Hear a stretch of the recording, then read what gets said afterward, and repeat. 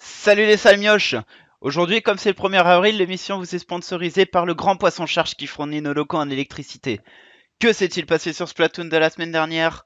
On va faire ça tout de suite, c'est avec un très grand plaisir que je vous retrouve pour cette nouvelle émission avec une actualité débordante. Au programme aujourd'hui, la première semaine de la Ligue BTV et de la Lutti avec tous les résultats, tous les tournois de la semaine et l'actualité de Splatoon 2 qui a été très riche en annonces, surtout ce samedi. On commence sans trop tarder avec la Ligue BTV saison 7, une première semaine riche en spectacles dans ses 9 divisions. On commence avec les 6 dernières divisions, avec la division 3, une victoire 3-4 de la SC Tenchi contre la Rise. Je vous conseille de regarder le replay parce que le match était exceptionnel. La Synergic Knight qui bat 4-2 la Sunset Rays. Du côté de la division 4, on a 2 matchs reportés, mais la Octopath a perdu 3-4 contre la NI5. Victoire de la Invictus 4-2 contre la Team BNT. Du côté de la division 5, victoire de Deviant, Machina et Children of the Night. La Octachroma Legends remporte son duel 100% Octachroma contre la Diamonds 4-2. Du côté de la division 6, la Facture perd 4-1 contre Shinobi Squad. Lourde défaite de Octogone 0-4 contre la Houdink. Celestia bat 4-0 la Milky Way et Bubble Splash bat 4-1 la Eidolon.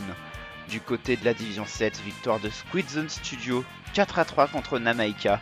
La Studio Giblink a déclaré forfait et la Fishing Mouse qui bat 4-2 la Octachroma Saphir. Du côté de la division 8, c'est une victoire 4-2 dans ce duel de Squid Dream. Le roster 1 a remporté ce match. La Octachroma Kyubi a battu 4-0 la Digipon et la fine équipe bat 4-2 la Sailors. Du côté des autres divisions, en division 1, la EL Zephyr bat 4-2 la Virtual Paradise. Lourde victoire de la Call Rise contre Aurora 4-0. Du côté du groupe B, nous avons une victoire 4-2 de New Gen et de Suspense contre Unicable Squiders et Résurgence. Dans la division 2, la EL Arctic a battu 4-1 la Soldier et la Wild Squeeze Hurricane a perdu 2-4 contre la Night of Queen. Dans le groupe B, c'était très serré, mais la Wild Squid Tsunami et la EL Eclipse prennent une petite option sur la qualification avec une victoire 4-2 contre la Unicable Octalors et 4-3 contre la Lumerice. Du côté de la division K, deux très gros matchs ont eu lieu, notamment ce Astral EL Firmament que je vous conseille tout de suite de regarder juste après avoir vu cette émission. Regardez le replay avec cette formidable remontée des EL Firmament face à des Astral emmenés par un Alexei et un Zeken en feu. La Squiding Good n'a pas pu faire grand chose face à l'Alliance Rogue, une seule victoire en mission Bazooka sur chantier Narval, mais la Alliance Rogue a confirmé qu'elle était dans une forme olympique 3 semaines après son titre de champion d'Europe. La Lutti. Non, la semaine prochaine, nous aurons aussi énormément de matchs. Une nouvelle fois, du très lourd s'annonce sur eSport Bros TV avec un match entre Alliance Rogue et Astral qui aura lieu ce mardi soir. Squiding Good contre EL Firmament aura peut-être lieu ce week-end. Énormément de spectacles est à prévoir sur eSport Bros TV. N'hésitez pas à suivre les différents streams pour cette deuxième semaine consécutive. En Lutti, du coup, un bilan de cette première semaine pour nos équipes francophones. Ce bilan est plutôt mitigé, j'ai envie de dire. Un départ assez mitigé. La EL Firmament et la Astral n'ont pas joué en division X, mais la Squiding Good a joué et a perdu 5-0 contre Pesto. Ce n'était pas vraiment la semaine de la Squiding Good qui a eu vraiment des adversaires très durs. La EL Zephyr et la Suspense ont remporté leur match et la Imperious Wolves n'a rien pu faire contre la Polarized. Défaite 2-5 face aux champions d'Espagne. La Night of Queen et la Résurgence ont livré une très grosse bataille d'encre. Victoire 4-5 de la Résurgence. Reboot a reporté son match. La Orcs GP Red a perdu 5-0 contre la Moonlight Honor. Défaite aussi de la EL Eclipse. Victoire de la Wild Squid Hurricane 5-2 en division 3. Dans les divisions un peu plus basses, nous avons aussi eu quelques difficultés. Une victoire du côté de la division 4 avec Temporal qui remporte 5-1 son match contre la Colarossi et Earth Squids qui remporte 5-0 son match contre Icarus. Un duel aussi francophone a été reporté entre Squad d'Elite et Lumerice. La ASC Tenchi a perdu 5-1 contre Sunrise. Défaite de Octopi contre les vice-champions d'Espagne de l'an dernier, Archicosmus. Victoire de la Synergy Night 5-1 contre la Twilight Anglers. Défaite de la Evictus contre Blood Moon 3-5. Beaucoup de matchs reportés dans les deux divisions basses du côté de nos Français. Et une défaite 5-0 de Celestia contre Dark Shadows. Du côté de la division X, nous avons du coup une défaite de la Squiding Good contre la Pesto. Polarice aussi est passé en loser bracket. Et la Astral et LAEL Firmament feront leur entrée dans cette compétition cette semaine. LAEL Firmament tentera de venger la Squiding Good. La Squiding Good qui affrontera le perdant du match contre Astral contre Comet.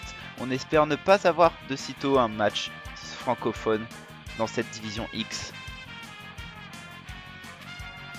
La semaine prochaine, du coup, le programme des matchs avec à suivre un EL Firmament contre Pesto. Je vous conseille de regarder aussi en division 5 ASC Tenchi contre Lumerice qui sera un duel francophone.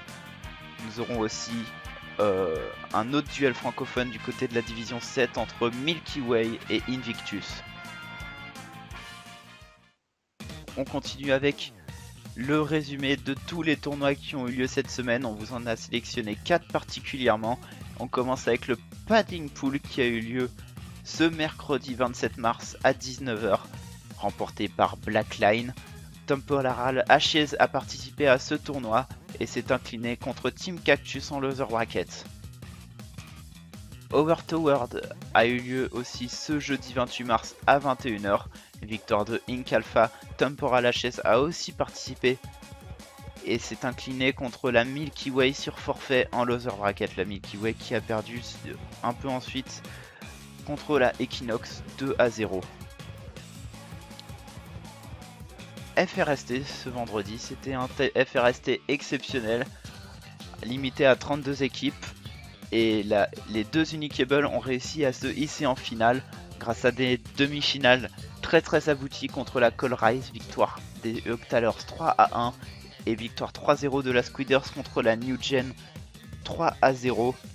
La Colrise a confirmé qu'elle était une très grosse équipe des FRST en remportant cette médaille de bronze après avoir remporté il y a 2 semaines la médaille d'or, mais les deux Unicables étaient instoppables. La Squiders a remporté ce match 100% Unicable en finale. Bravo à ces deux rosters qui ont réussi l'exploit. Je sais pas si c'était prévu, si ça s'était passé comme ça dans les autres FRST. Je ne sais plus s'il y a eu des duels entre les deux EL particulièrement. Ce dimanche, il y a eu aussi le All-Star Tournament de Splatoon France, Splatoon Splat Actu, avec une victoire de la Ice Cream Team avec 3 victoires, 0 défaites. Innocent Soul finit 2ème, Fury Team finit 3ème et la Squid Dream 4ème. Énormément d'annonces ont eu lieu aussi ce samedi avec la version 4.6, notamment l'annonce aussi de 12 armes de la sélection de cartouches qui sortira ce mardi. Ajoutez à ça, vous aurez le droit d'avoir des badges en fonction de l'encre que de la surface que vous avez ancrée. Vous pouvez avoir jusqu'à une médaille d'or si vous avez ancré au maximum autorisé, c'est-à-dire 10 millions de points de turf. Vous aurez une médaille d'or. Pour l'instant, personne l'a eu. Je vous informerai dès que quelqu'un obtient une médaille d'or, parce que c'est quelque chose qui est très rare. Et un nouveau Splatfest qui a été annoncé, le Springfest, qui sera entre le lièvre et la tortue, inspiré de la fable de La Fontaine. Ça aura lieu dans 3 semaines, le week-end du 19 et du 20 avril. FT Win Irao Worlds. FT Win a remporté l'Inkling Open qui a eu lieu en Amérique du Nord. Une victoire 4-3 en finale face à Alala Hockey. Pour ceux qui ne savent pas, l'Inkling Open, c'est le championnat américain de Splatoon, l'équivalent du Splatoon European Championship pour nous. Et du coup, FT Win affrontera l'Alliance Rogue au championnat du monde. Pour l'instant, nous avons 2 des 4 équipes qui sont qualifiées. Nous attendrons encore les vainqueurs du championnat australien et néo-zélandais et du championnat japonais. Ce championnat du monde aura lieu à l'E3 à Los Angeles comme tous les ans le 8 juin. On va vous faire une communication d'enfer sur ces deux événements. On est en train de bosser dès maintenant sur ce rendez-vous exceptionnel qui consacrera la meilleure équipe du monde sur Splatoon. Et je compte sur vous pour encourager l'Alliance Rock début juin. La semaine prochaine, on se retrouve avec la Ligue BTV et la LUTI, une nouvelle semaine de compétition, les résultats du French Battle et des autres tournois qui auront lieu bien évidemment. Énormément de compétitions sont prévues ce week-end. Un nouveau rendez-vous du coup qui ne sera plus tellement le lundi parce qu'avec le recul, nous ne pouvons pas vous sortir l'émission le lundi. Il y a trop de matchs qui ont lieu le dimanche soir et beaucoup de tournois aussi qui ont lieu dans la nuit. On préfère vous sortir une émission avec un contenu un peu plus riche tous les mardis. On vous donne du coup rendez-vous le 9 avril pour la nouvelle édition. Je tiens à vous remercier du coup pour ce premier mois de cette émission. J'ai vécu un mois de mars assez exceptionnel, merci à vous. N'hésitez pas à nous rejoindre dans cette belle aventure qui a commencé du coup durant ce mois de mars 2019. Je vous donne rendez-vous la semaine prochaine. Je vous remercie de nous avoir regardé une nouvelle fois. Si l'émission t'a plu, je t'invite à la partager sur les réseaux sociaux, à nous envoyer des suggestions dans les commentaires et à chercher un nom fraîche pour l'émission car on va se décider dans les prochains jours. Merci à tous de vous avoir regardé. Je vous donne rendez-vous la semaine prochaine. J'ai très hâte. Ciao tout le monde!